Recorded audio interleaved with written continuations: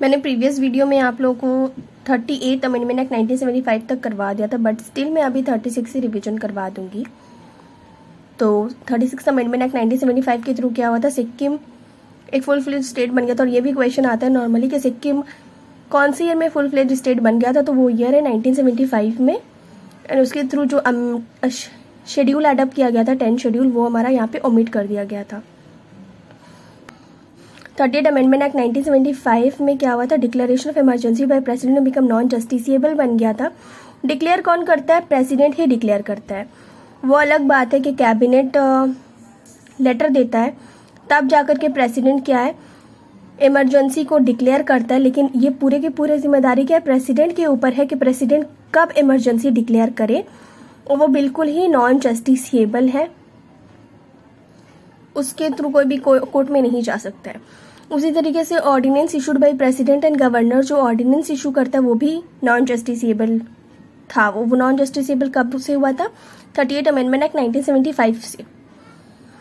Then next आते हैं 42nd amendment act 1976 में, जिसको हम लोग क्या मिनी कॉन्स्टिट्यूशन भी बोलते हैं, जो कि स्वर्ण सिंह कमेटी के रिकमेंडेशन के थ्रू आया था, और मिनी कॉन्स्टिट्यूशन भी कहा जाता है 42nd अमेंडमेंट एक्ट 1976 में, जो कि बहुत इंपॉर्टेंट है। नॉर्मली इस अमेंडमेंट में बहुत सारे प्रोविजंस जो थे एडअप हुए थे। तो पहला क्या था, socially secular and integrity word जो ऐड हुआ था प्रियम्बल में, वो 42nd अमेंडमेंट एक्ट 1976 के थ्रू ही ऐड हुआ था। Fundamental duty FD added, that means fundamental duty भी ऐड किसके थ्रू हुआ था, 42nd अमेंडमेंट एक्ट 1976 के through. President bound by advice of council of minister, president का क्या है कि काउंसिल ऑफ मिनिस्टर के एडवाइस पे ही कुछ भी कर सकता है, ये मैंडेटरी कर दिया गया था 42nd अमेंडमेंट एक्ट 1976 के through. Constitutional amendment act beyond judicial scrutiny, constitutional amendment act जो है जुडिशियल स्क्रूटनी के बाहर है। लोकसभा का टेन्योर जो क्या हुआ था, 5 ईयर्स से 6 ईयर्स कर दिया गया था 42nd अमेंडमेंट एक्ट 1976 के through. DPSP directive principle and state policies given more important then FR, FR से ज्यादा इंपॉर्टेंट डीपीएसपी को दिया गया था, वो भी 42nd अमेंडमेंट एक्ट 1976 के through. No quorum required in parliament और स्टेट लेजिस्लेचर, ये प्रोविजन लाया गया था कि क्वोरम क्या है, जरूरत नहीं है, क्वोरम का जरूरत नहीं है, ना ही पार्लियामेंट में ना ही स्टेट लेजिस्लेटिव में। ठीक है, ये भी प्रोविजन किसके थ्रू लाया गया था, 42nd अमेंडमेंट एक्ट 1976 के थ्रू। तो अमेंडमेंट एक्ट 1978 के थ्रू क्या क्या प्रोविजन लाए गए थे, तो लोकसभा का टेन्योर जो कि 5 साल से 6 साल कर दिया गया था 42nd अमेंडमेंट एक्ट 1976 में, उसको दोबारा से रीस्टोर करके 5 साल ही कर दिया गया। क्वोरम को रिस्टोर किया गया, जो कि क्वोरम का बात बोला था कि नेसेसरी नहीं है 10%, वो नेसेसरी कर दिया गया था, दोबारा से रिस्टोर कर दिया गया था 44th अमेंडमेंट एक्ट 1978 के through. Right property deleted from fundamental right, property right को डिलीट कर दिया गया था फंडामेंटल राइट से 44th अमेंडमेंट एक्ट 1978 के थ्रू, और उसको कहां जाके दे दिया गया था, लीगल राइट्स में डाल दिया गया था आर्टिकल 300A के थ्रू पार्ट 12 में प्रॉपर्टी राइट्स को। ठीक है, president can send back once advice of cabinet but bound to act second time. President क्या है, कैबिनेट का एडवाइस को क्या है, एक बार दोबारा रीचेक के लिए भेज सकता है, लेकिन दूसरी बार में क्या है, कैबिनेट का एडवाइस को उसको एक्सेप्ट करना ही पड़ेगा। Written recommendation of cabinet must be national emergency, written recommendation जो कैबिनेट देता है वो क्या है, जरूरी है नेशनल इमरजेंसी को डिक्लेयर करने के लिए, वो 44th अमेंडमेंट एक्ट 1978 के थ्रू प्रोविजन लाया गया था। Replaced the term internal disturbance by armed rebellion for declaration of national emergency. National emergency में पहले क्या था, इंटरनल डिस्टर्बेंस था, जो कि क्या आर्म्ड रेबिलियन हो गया था बाद में। वो आर्म्ड रेबिलियन नाम जो चेंज हुआ था 44th अमेंडमेंट एक्ट 1978 के थ्रू ही चेंज हुआ था।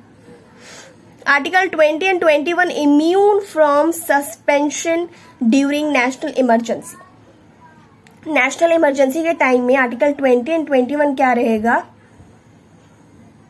ये दोनों आर्टिकल रहेंगे, बाकी सब आर्टिकल क्या हो जाएगा, सस्पेंड हो जाएगा। ये प्रोविजन भी किसके थ्रू था, 44th अमेंडमेंट एक्ट 1978 के थ्रू ही।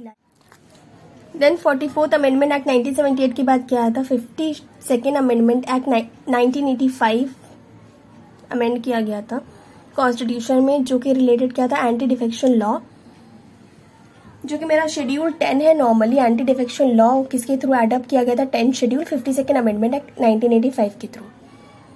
Then next most important 61st amendment act 1988, जिसके थ्रू क्या किया गया था, प्रोविजन कौन सा एडअप किया गया था, वोटिंग एज जो है 21 से रिड्यूस करके 18 ईयर्स कर दिया गया था 61st अमेंडमेंट एक्ट 1988 के through. Then next 65th amendment act 1990 के थ्रू क्या हुआ था, national commission for SC and ST formed and statutory power दिया गया था। नेशनल कमीशन SC और ST का फॉर्म्ड किया गया था और उसको स्टैट्यूटरी पावर दिया गया था कॉन्स्टिट्यूशन में 65th अमेंडमेंट एक्ट 1990 के थ्रू। 17th अमेंडमेंट एक्ट 1992 के थ्रू क्या हुआ था, जिसका इन्फोर्समेंट कब ही हो गया था,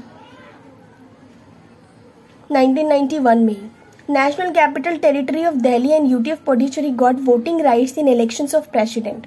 प्रेसिडेंट का जो इलेक्शन है उसमें दिल्ली एंड पुडुचेरी को वोटिंग राइट्स मिला था। 69th अमेंडमेंट एक्ट 1991 के थ्रू क्या हुआ था, UT of union territory, UT that's mean, ठीक है, union territory of Delhi become national capital territory of Delhi बन गया था। दिल्ली नेशनल कैपिटल बन गया था कौन से अमेंडमेंट के थ्रू, 69th अमेंडमेंट एक्ट 1991 के through. Then 69th amendment act 73rd amendment act 1992 लाया गया था, जिसका एनफोर्समेंट 1993 था, ठीक है। इसके थ्रू क्या हुआ था, पंचायती राज गॉट कॉन्स्टिट्यूशनल स्टेटस मिल गया था पंचायती राज को 73rd अमेंडमेंट एक्ट 1992 के थ्रू, जो कि कौन सा शेड्यूल में एडअप हुआ था, 11 शेड्यूल में पंचायत राज से रिलेटेड है, वो अमेंड हुआ था 73rd अमेंडमेंट एक्ट 1992 के थ्रू। और पंचायती राज ही हमारा पार्ट 9 में है, तो इसके थ्रू हो गया कि ऐड हुआ पार्ट 9 भी 73rd अमेंडमेंट एक्ट 1992 के थ्रू। और शेड्यूल 11 जिसका मैंने बात किया कि पंचायती राज किसमें, शेड्यूल 11 में है, वो भी अगर पूछेगा तो वो भी 73rd अमेंडमेंट एक्ट 1992 के थ्रू ही हो गया। तो पंचायती राज पार्ट 9 में है और शेड्यूल 11 में है। तो इस तरीके से अगर क्वेश्चन बोलेगा पंचायती राज मेंशन नहीं करेगा, पार्ट 9 या शेड्यूल 11 का भी जिक्र करेगा, तो इसमें भी क्या हो जाएगा, 73rd अमेंडमेंट एक्ट 1992। और ये भी इंपॉर्टेंट पॉइंट्स है कि पार्ट 9 में आर्टिकल कितना से कितना तक पंचायती राज है, तो 243A से 243O तक। और 11 शेड्यूल में जो फंक्शनल है 29 फंक्शन है टोटल पंचायती राज में। तो ये हमारा इंपॉर्टेंट कुछ पॉइंट। सेम उसी तरीके से 74th अमेंडमेंट एक्ट 1992 हुआ था, जिसका एनफोर्समेंट डेट क्या था, 1993 था।